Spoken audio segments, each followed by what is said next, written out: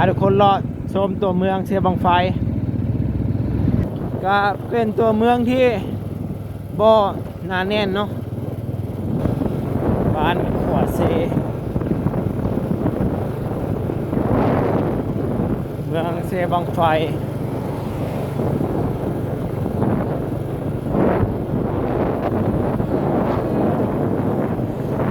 สบายดีทุกคนมาพบกับค่อยบ่าวเต่าเนาะเดี๋ยวมื้อนี้ค่อยจะพาทุกคนไปเลาะตัวเมืองเสียบังไฟเนาะค่อยบ่เคยมาจากเทื่อเนาะตัวเมืองเสียบังไฟเดี๋ยวมารับชมไปนำกันเนาะว่าจะเป็นจังไดตัวเมืองจะใหญ่สำหรับเนาะแต่ว่าตอนนี้ค่อยกับบ่ฮู้ว่าฮอดบ้านไหนแล้วเนาะเพราะว่าแม่นเมืองค่อยอยู่เนาะทุกคนแม่นบ่ตรงหม้อชุมชนเมืองเสียบังไฟทุกคนฮอดเขตตัวเมืองแล้วเนาะแต่ว่าเส้นทางอย่างเลขที่13นี่ก็บ่ฮู้ว่ายังอีกไกลสำใดเนาะ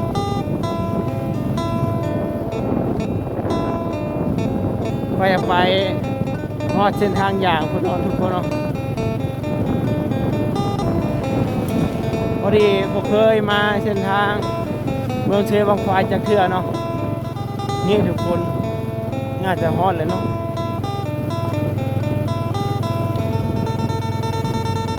เส้นทางอย่างเลขที่13ทุกคน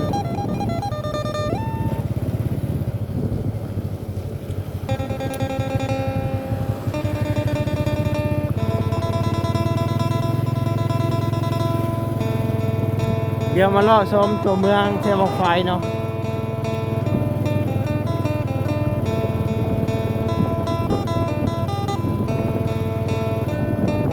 ตัวเมืองก็ใหญ่ปานใดเนาะเมืองเชียงบังไฟงานค่าต่างๆก็ใหญ่ไปเลยเนาะบ่คือตัวเมืองหนองบกทุกคนเนี่ยบอนพโยเลยแม่นหนาแน่นแออัดอยู่ในใกล้ๆเดียวเลยเนาะแล้วจึงค่อยๆขยายตัวออกไปเนาะ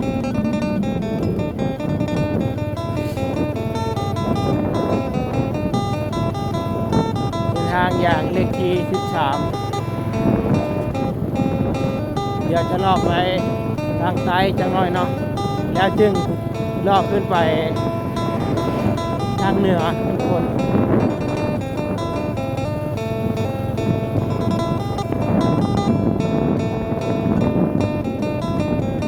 ดูเอาพื้นดินต่ำแถวนี้ทุกคน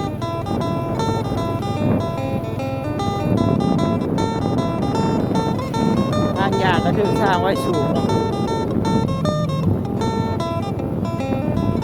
กว่าข้ามแม่น้ำเสียบังไฟ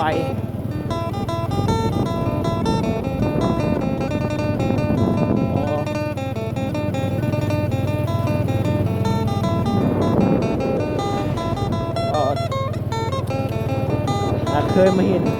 เจอระบิดเนาะ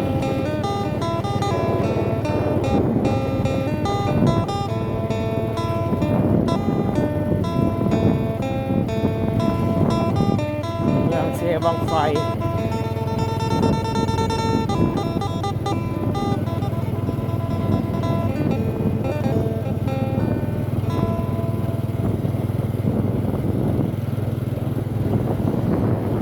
แต่ว่า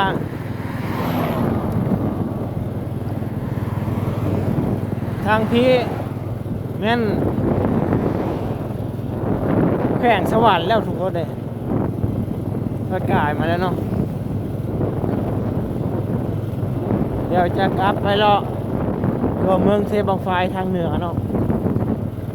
เพราะว่าตอนนี้ค่อยข้ามมาแข่งสวรรค์เขตแล้วเดี๋ยวขับรถไปอีกจังหน่อยเนาะจึงครับช่วงรถใหญ่มาพอดีป๋อทุกคนกดอัดไปหลายวิดีโอโทรศัพท์บอกอัดให้เลยเนาะโทร ว่าเสียเวลาไปหลายเนาะจะได้กลับไปถ่ายไม้เนาะทุกคนเนาะถ่ายไปหลายช่วงแต่ว่าโทรศัพท์ถ่ายบทติดเนาะไปเดียวเลาะขึ้นไปทางเหนือจังน้อยเนาะพาทุกคนเลาะชมตัวเมืองเสียบังไฟ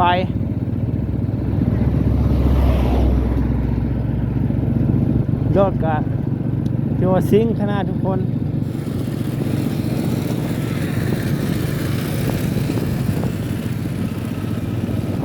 ต้องการ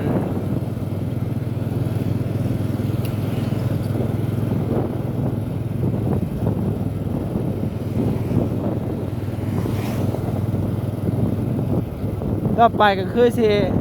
บ่ค่อยหนาแน่นปานใดเนาะเพราะว่ากายตัวเมืองมาหลายเนาะทุกคนไปเดียวครับไปทางใต้วันนี้เดียวท้ายบรรยากาศตัวเมืองเสียบังไฟให้ทุกคนนะครับชมใหม่เนาะเพราะว่ากดท้ายหลายเทื่อแล้วกดติดทุกคน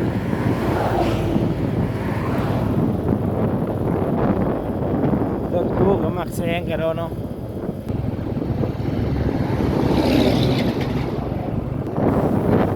เดี๋ยวจะพาทุกคนครับชมตัวเมืองเสียบังไฟใหม่อีกเทื่อนึงเนาะหลังจากเมื่อกี้นี่กดถ่าย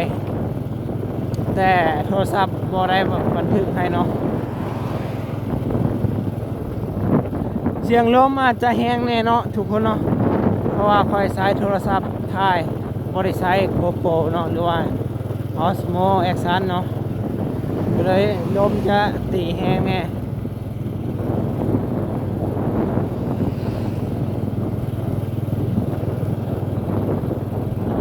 พี่ก็จะแม่นตลาดทุกคนปั๊มน้ำมันเนาะ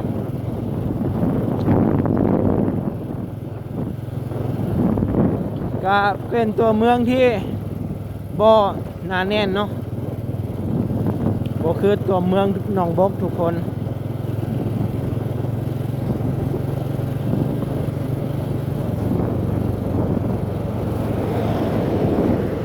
เส้นทางนี้ก็แม่นเส้นทางเลขที่13เนาะรถก็จะหลายทุกคนเลยรถขนส่งใหญ่ๆเนาะแก้เครื่องแต่เหนือถึงใต้แต่ใต้ถึงเหนือเนาะ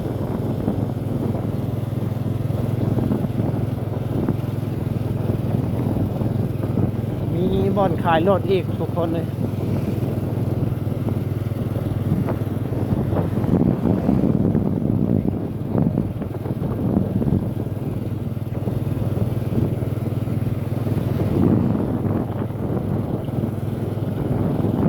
พาทุกคนมารอรับชมตัวเมืองเซบังไฟเนาะ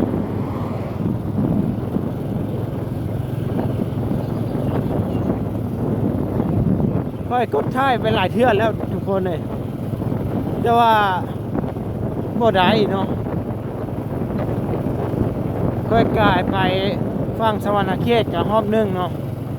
แล้วมาเบิ่งอีกเทื่อนึงมันบ่มีคลิปทุกคนเลย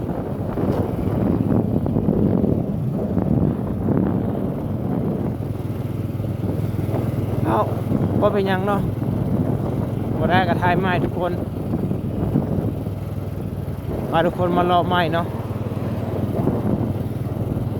ตัวเมืองเสียบังไฟอันก็แพงอยู่นี่เป็นแต่รถเก่าเนาะงานขายอุปกรณ์ก่อสร้างเรือน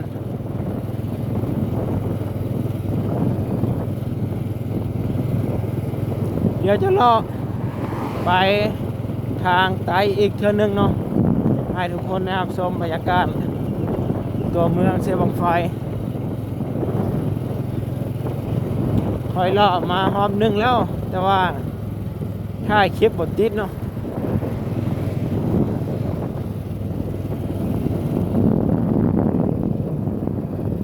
วัดทางพี่ก็กำลังสร้างประตูโค้งใหญ่เนาะ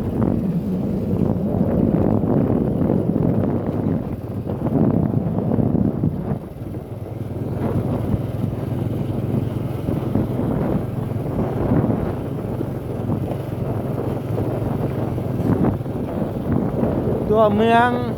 เซบังไฟก็ถือว่าเป็นพื้นที่ต่ำทุกคนงานประชาชนก็สร้างในดินที่ต่ำเนาะจากทางนี่เพื่อจะให้สูงสามทางนี่ก็หลายแมตรเติมเนาะ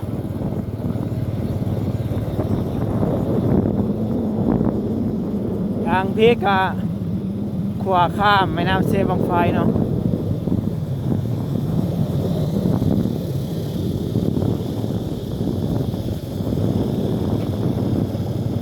ข้ามมาเที่ยวที่สองทุกคน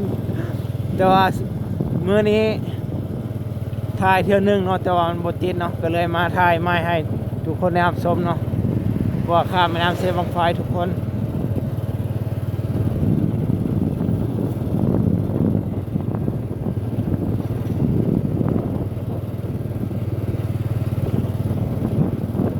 ทางฝั่งพีกจะแม่นแขวงสวรรณเขตเนาะ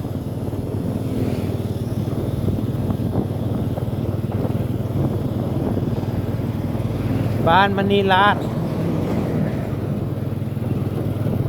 รถใหญ่ทุกคนแล่นหลายขนาดเสี่ยวอยู่เนาะ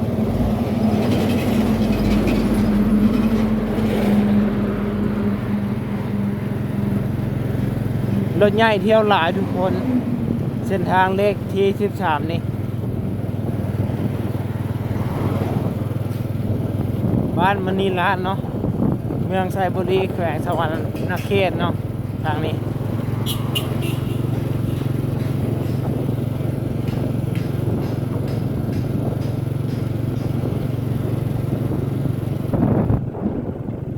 บรรยากาศขวาข้ามแม่น้ำเซบังไฟเนาะบ้านขวาเซ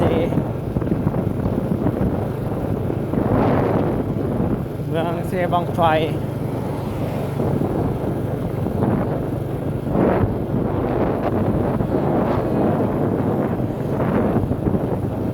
รถคนเครื่องเนาะ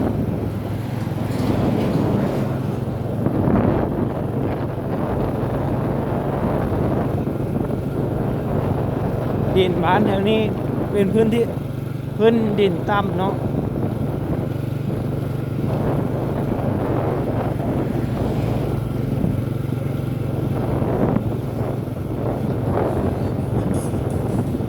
เดี๋ยวจะเดินทางกลับหนองบกเนาะทุกคนวันนี้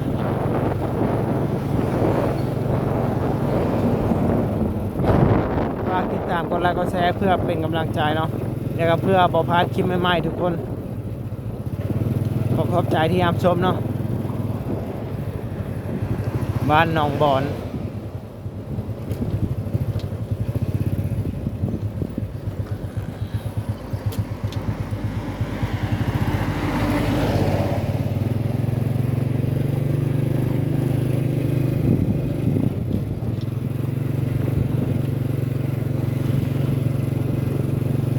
เส้นทางกำลังสร้างใหม่เนาะบ้านหนองบอน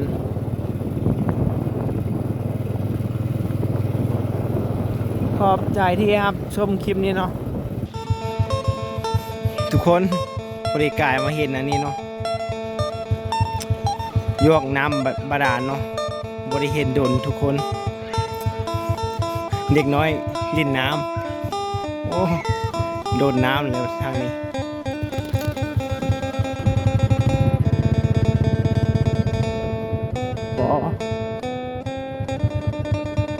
พอดีค่อยเห็นเราในเฮือนพนอนทุกคนเนาะก็เลยลงมาเบิ้งบรรยากาศแคมป์ทงนาเนาะคลองน้ำนี่ก็จะแม่นคลองน้ำนาแซงทุกคนเราเพิ่นเลี้ยงกัน3-4หลังเลยเนาะแล้วก็เฮือนเพิ่นทุกคนถือว่าบรรยากาศดีทุกคนเลยบรรยากาศแคมป์นาแซงทุกคน